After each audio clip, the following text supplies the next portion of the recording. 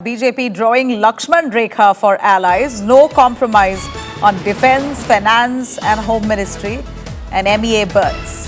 BJP eyes a grip on infra, welfare, agriculture portfolios, saying will also retain road and transport. The BJP very clear, drawing a line on the portfolios that they will not part with. Likely rural development and Panchayati Raj for the JDU, and likely also civil aviation and steel for TDP. And it's likely that heavy industries could go to Eknath Shinde Shiv Sena. BJP may not be willing at this point, we hear, to part with the speaker's post. They won't relent on the speaker's post.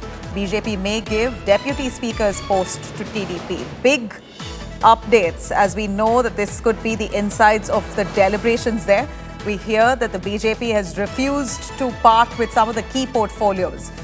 It's certainly drawn the Lakshman Rekha on the allies' demands. Remember, the TDP had asked for finance, had asked for IT ministry, and several other cabinet portfolios that was proposed, agriculture, etc. But here, BJP saying there's no compromise when it comes to finance ministry, home ministry, defence ministry and Ministry of External Affairs. Also, a firm grip that the BJP keeps and would like to keep at least on infra, welfare and agriculture. BJP also to retain railways, road transport. Likely that the JDU will be given rural development and Panchayat Raj. And for the TDP, it's possible civil aviation as well as steel. Heavy industries could likely go to Shiv Sena of Eknath Shinde. BJP won't relent on speaker's post. Deputy speaker's post likely to be given to the TDP. Now, this is of course speculation. Himanshu Mishra will be elaborating for us intensely on the deliberations that happened at the NDA meeting. Himanshu, यहाँ पर NDA का allies जो है TDP और JDU दोनों ने भी इतने मोटे मोटे डिमांड्स रखे, उसके आगे बीजेपी ने उसके ऊपर लक्ष्मण रेखा ड्रॉ किया है।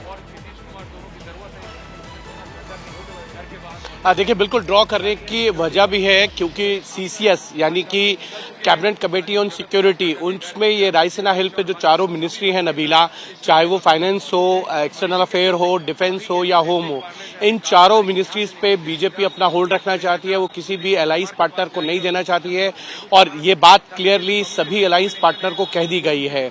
बाकी रही बात बाकी डिपार्टमेंट्स की, चाहे वो हेल्थ हो, एग्रीकल्चर हो, रूरल डेवलपमेंट हो या रोड एंड ट्रांसपोर्ट या रेलवे एंड सिविल एविएशन, इन पे कहीं ना कहीं अलायंस पार्टनर को कुछ मिल सकता है, लेकिन इन 4 मिनिस्ट्रीज के लिए बिल्कुल ना है।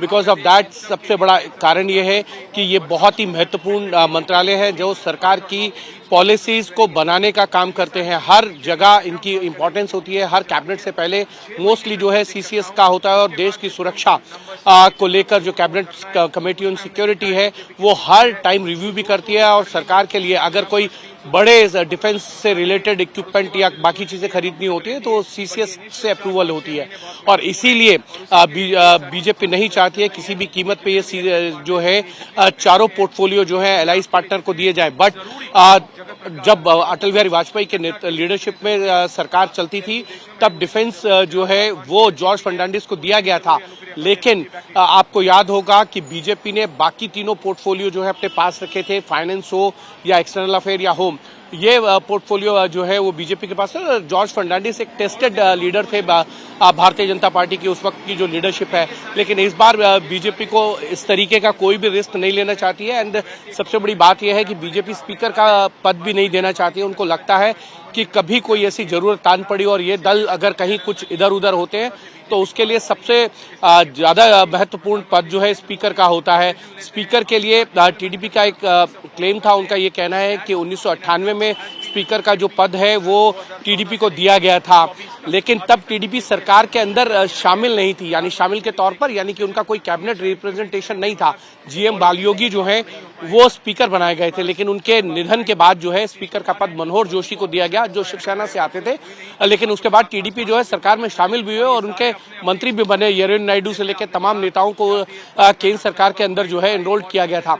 लेकिन इस बार बीजेपी बिल्कुल स्ट्रांगली चाहती है कि एक दो बड़े पोर्टफोलियो जो है भले ही वो अलायंस पार्टनर को चले जाएं, लेकिन रायसेना हेल्थ के अंदर जो भी मंत्रालय हैं, जो भी मिनिस्ट्रीज हैं बड़ी पोर्टफोलियो की, वो उनके पास ही रहे। और इसको लेकर जो है वो बिल्कुल अपने सहयोगियों से बातचीत करना चाहती है, नेगोशिएशन के लिए भी तैयार है।